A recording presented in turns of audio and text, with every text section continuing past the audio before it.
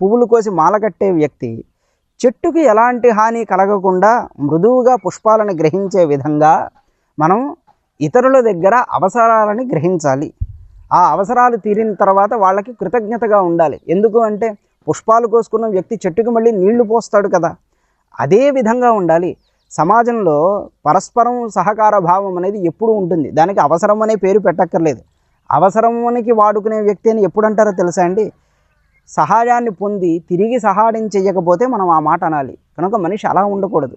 మృదువుగా అవతల వ్యక్తి నుంచి పనిని గ్రహించి మనకి రావాల్సిన ఫలితాన్ని గ్రహించి ఆ వ్యక్తికి కూడా మనం చేతనైనంత సహాయం చేయాలి అని చెప్తారు.